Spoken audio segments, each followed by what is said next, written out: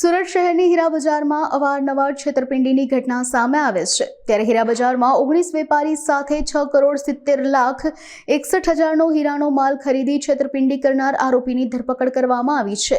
ઇકોસેલમાં આ મામલે હીરા દલાલ રવિ વઘાસિયા અને સાઈ ડાયમંડના વેપારી જોની નામના ઇસમ સામે ગુનો દાખલ કરવામાં આવ્યો હતો।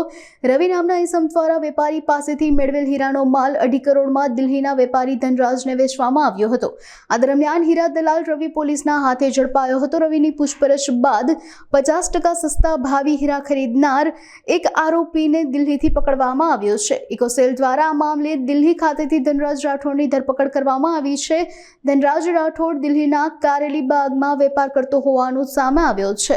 ગુજરાત કે ભારત કક્ષાએ જ નહીં પરંતુ વિશ્વ કક્ષાએ હીરા ઉદ્યોગના વ્યાપાર માટે જાણીતું છે અને સુરત શહેરમાં ભારત દેશમાંથી તેમજ વિશ્વ કક્ષાએથી વેપારીઓ હીરાની ખરીદી માટે આવતા હોય છે અને એ જ અનુસંધાને ખૂબ જ મોટી સંખ્યામાં લોકો હીરાના વ્યાપાર સાથે જોડાયેલા છે અને આ વ્યાપાર દરમિયાન ઘણી વખત એવું બનતું હોય છે કે અમુક લેભાગુ તત્વો જે પોતે ગુનાહિત ઈરાદાથી આ વ્યાપારમાં વ્યાપારી તરીકે જોડાય છે અને ખરેખર સાચા અર્થમાં જે જેન્યુઅન વ્યાપારીઓ છે તેમની સાથે આ લોકો છેતરપિંડી અને વિશ્વાસઘાત કરતા હોય છે।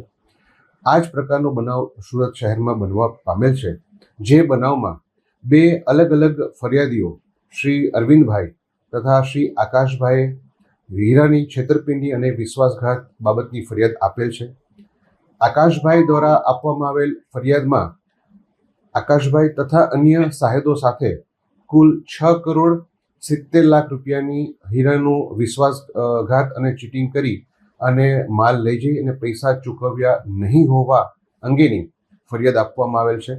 અન્ય ફરિયાદ જે છે અરવિંદભાઈ હીરપરાવાળી, એ ફરિયાદમાં કુલ 8,20,00,000 રૂપિયાના હીરા લઈ જઈ અને પૈસા નહીં ચૂકવી છેતરપિંડી વિશ્વાસઘાતની ફરિયાદ નોંધવામાં આવેલ છે। આ ફરિયાદમાં આકાશભાઈ દ્વારા જે ફરિયાદ આપવામાં આવી છે એ ગુનામાં મુખ્ય આરોપી રવિ દલાલ, એના સહ આરોપી અક્ષય જાસોલિયા અને ધનરાજ રાઠોડની ધરપકડ કરવામાં આવેલ છે।